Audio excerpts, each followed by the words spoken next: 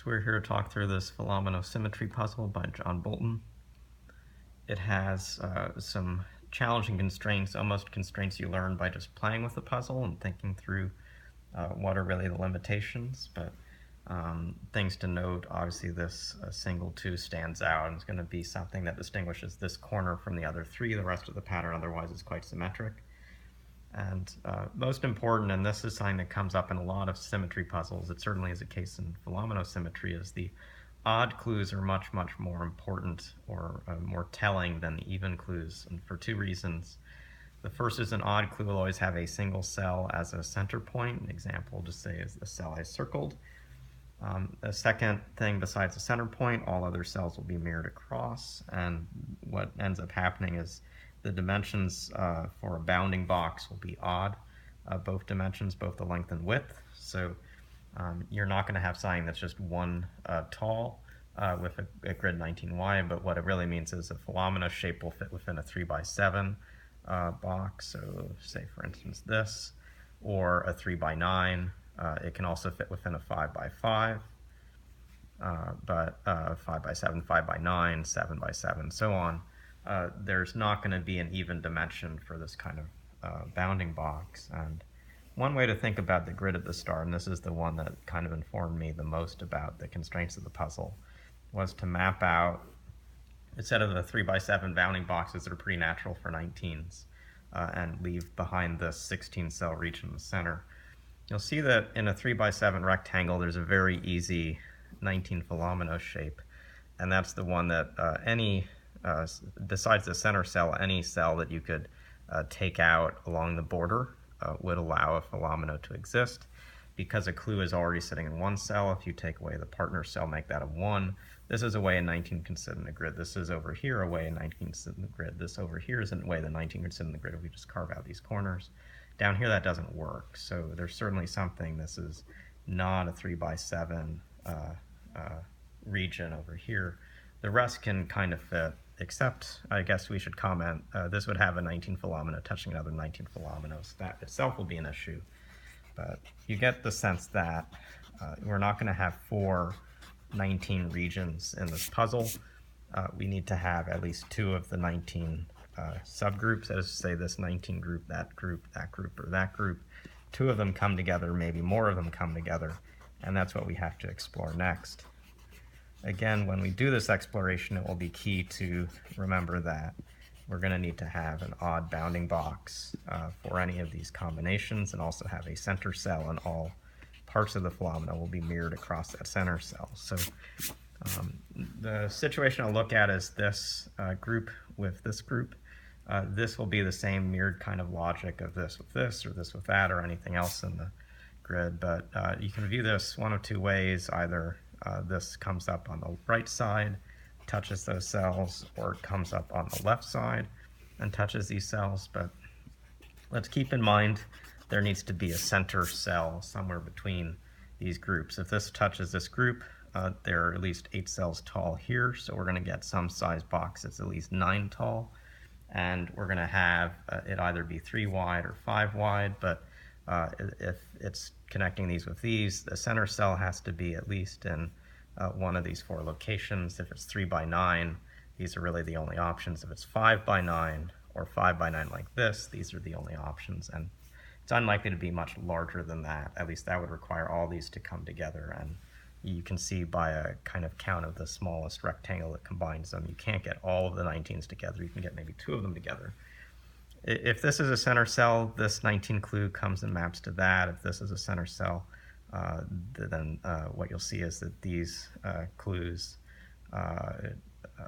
actually this clue here maps over to that. So these get canceled based on the partner cells.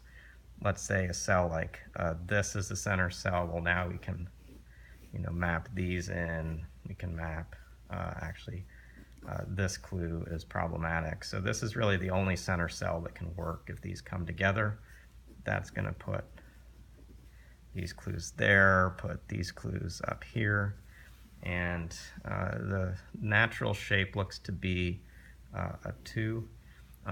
There is an option where like this could come up on the right and this would come up on the left, but we're going to use too many numbers to get through that, 3, 4, 5, 6, 7, 8, 9.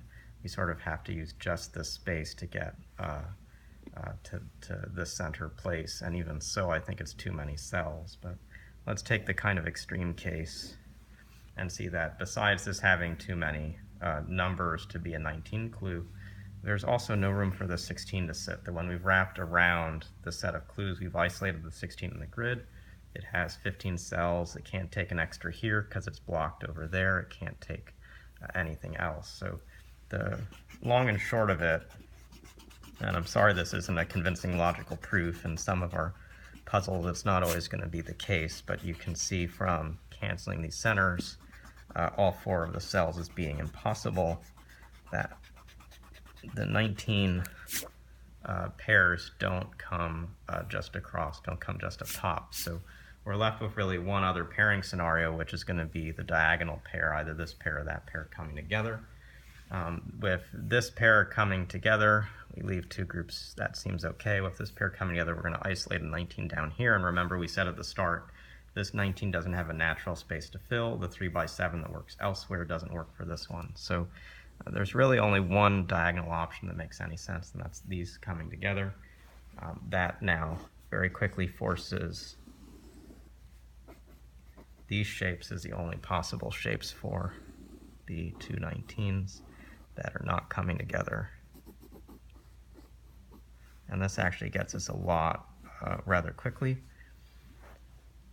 We now know that we have 57 cells being spent by these 3 sets of clues. That will limit us to at most 32 for the 16. It can't be 48 or more, so the 16 has to come together, the 16 has to come together. And really the next place to work logically is to figure out where the center cell is for this 19 group that's coming across the diagonal. Again, these right now are 8 apart, so the bounding box for them will be at least 9 tall. It can't be 10 tall, but that means that these 4 cells I'm marking now are the only possible center cells for such a group. Recognize that if we use this bottom one, we're going to map, let me get this right, a 19, we're going to sort of map over like this. Actually, if we use, different ways these things will get canceled. This lower right cell maps a 19 into a 2, so that's an immediate no-go.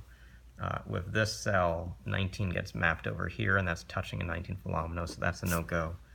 If we use this cell as the center cell, then what comes up is the polyomino is going to have to come this way, and we've now squeezed out a fair amount of real estate that the 16 just can't use. So its best case is something like this. It's now forcing a center to map to this. This just can't fit. It's not a valid polyomino. So it's also not this upper right cell. So this is the center of the 19. We'll now map the partner clues over where we have them. So these 3 come to here. These 3 come to here. This is now the border.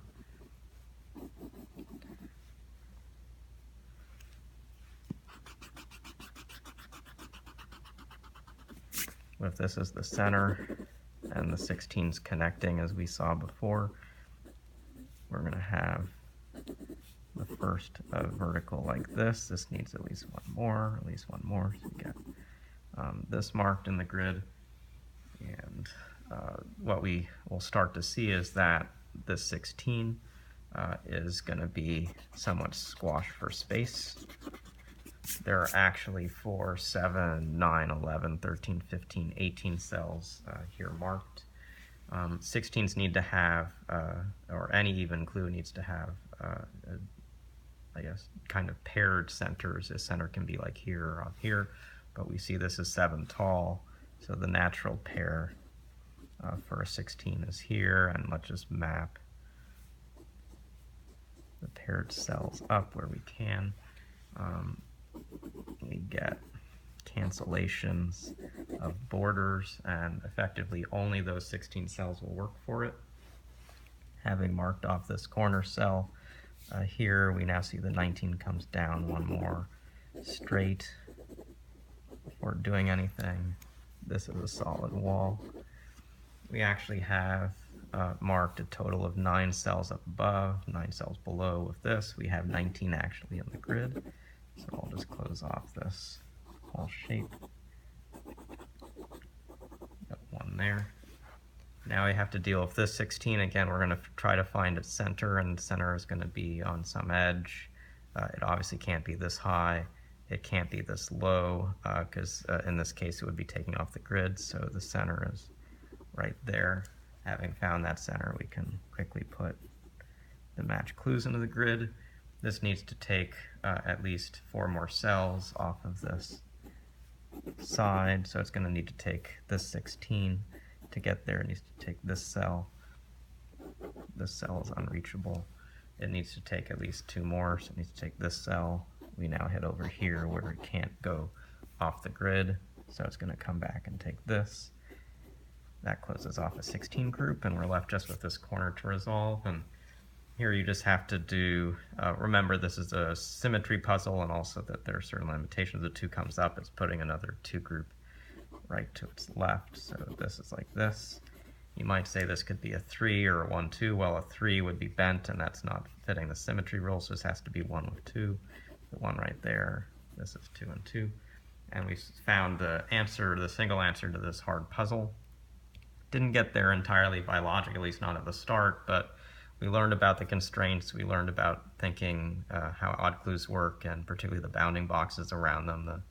The natural 3x7s that work for most of the groups was a first guiding principle we found. It just doesn't work in this lower right, and so where does this pair up? Well, it can't pair to the left, can't pair up across, so it's got to pair diagonally.